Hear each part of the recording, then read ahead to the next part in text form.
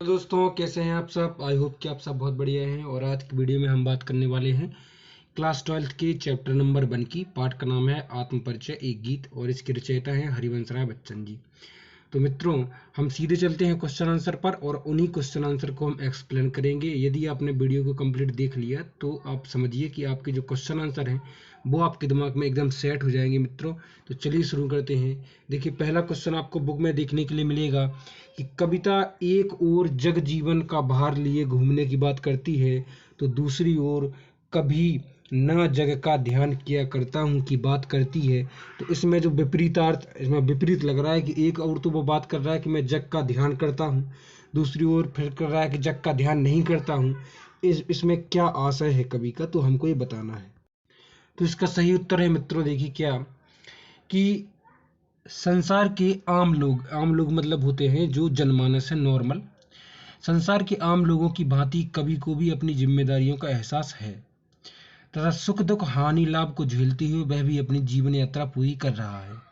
कवि संसार के प्रति अपने दायित्वों को समझता है। याद रखना, जो संसार के प्रति उसके दायित्व हैं कि लोगों की भलाई करना, अच्छे कर्म करना, उनको भी उसको अपने दायित्व समझता है।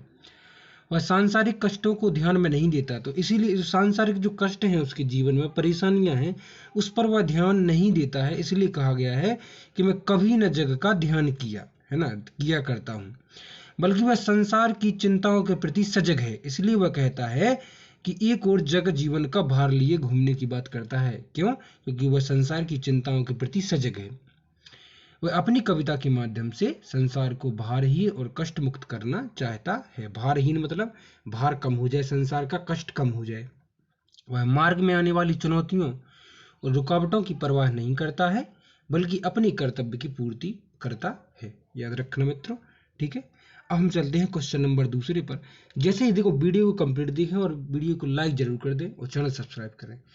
दूसरा क्वेश्चन है कि जहाँ पर दाना रहते हैं वहीं नादान भी रहते हैं। कवि ने ऐसा क्यों कहा है?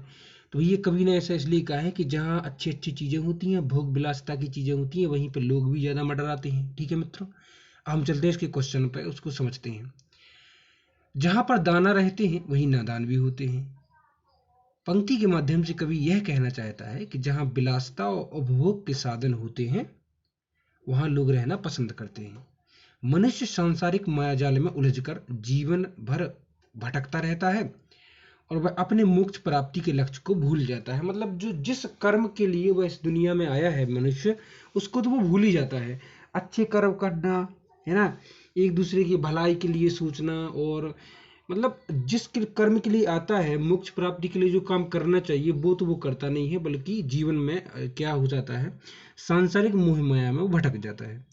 कवि सत्य की खोज के लिए अहंकार को त्याग कर जीवन के सदुपयोग पर बल दे रहा है ताकि मनुष्य जीवन सार्थक हो।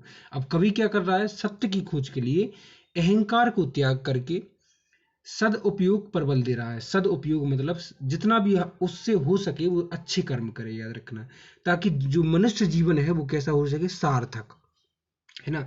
सार्थक मतलब उसका मनुष्य जीवन का अर्थ सही निकल सके, है ना, सही अर्थों में जो जीवन जीने का तरीका है वो हो सके। ठीक है। अगला है तीसरे नंबर का कि मैं और जग और कहाँ का नाता। कभी पंक्ति में और शब्द की विशेषता को बताइए। तो मित्रों इस क्वेश्चन में जहां पर भी और 3 जगह आया है तो हमको वही उसी का मतलब बताना है। तो पहले कहा गया कि मैं और मतलब जहां पर और है ना, यह और जो प्रदर्शित किया है उन्होंने खुद के लिए कि वह दूसरों से अलग है। ठीक है, वह दूसरों से अलग है। तो पहले और में कभी स्वयं को आम आदमी से अलग विशेष प्रधान व्यक्ति बताता है कि मैं और, है ना, और जग। दूसरे ओर में संसार की विशिष्टता को बताया गया है कि मैं और जग और कहाँ का नाता। तीसरे ओर में संसार और कवि में किसी तरह के बंधन को नहीं दर्शाने के लिए कहा गया है और कहाँ का नाता, है ना, कहाँ का रिश्ता और कहाँ का नाता, इस तरह से कहा गया है। तो आपको तीनों ओर का मतलब जो है आपको समझ में आ गया है। क्वेश्चन नंबर 4 हमसे क्या कहता है, देखिए मित्रों, कि शीतल वाणी में आग होने का क्या अभिप्राय है। तो शीतल वाणी में, शीतल क्या होती है, शीतल मतलब होता है ठंडा, और वाणी मतलब होती है जबान अपनी, है ना, बोलचाल। और वाणी में आग। तो सुनिए ध्यान से कि कवि ने यहाँ विरोधाभास अलंकार का प्रयोग किया है। विरोधाभास लिए कि विरोधाभास हो रहा है कि शीतल मतलब ठंड में आग, ठीक है। तो कवि ने यहाँ विरोधाभास अलंकार का प्रयोग किया है। इसका आशय यह है कि कवि अपनी शीतल और मधुर आवाज में भी जोश, आत्मविश्वास, साहस, दृढ़ता जैसी भावनाएं बनाए रखते हैं ताकि वह लोगों को जागृत कर सके। उनकी शीतल आवाज में विद्रोह की आग छिपी हुई है, इसलिए उन्होंने कहा है कि शीतल वाणी में आग, मतलब उनकी जो वाणी है वो शीतल है, लेकिन उस शब्दों में भी क्या है, एक अलग ही साहस और जुनून है, याद रखना, ठीक है। अगला है क्वेश्चन नंबर 5 में आपसे कहा गया है कि बच्चे किस बात की आशा में नीड़ों से झांक रहे हो।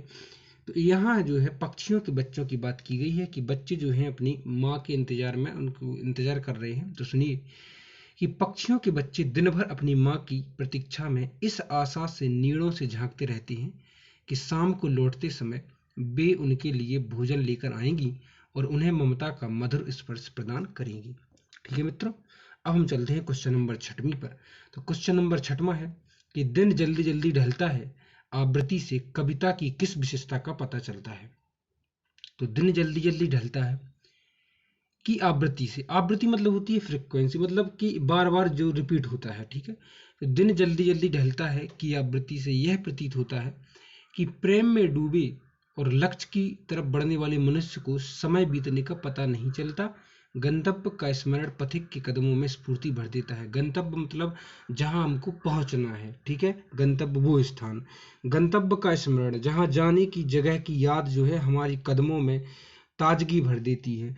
और हमें जहां हमको लक्ष्य वाले व्यक्ति को, जिसको लक्ष्य की बहुत चाह रहती है, जुनून रहता है, उसके सिर पे सवार रहता है जुनून लक्ष्य पाने का, उसको समय की कोई परवाह नहीं रहती, समय कैसे बीतता है उसको खुद पता नहीं चलता, इसलिए कहा गया कि दिन जल्दी जल्दी ढलता है।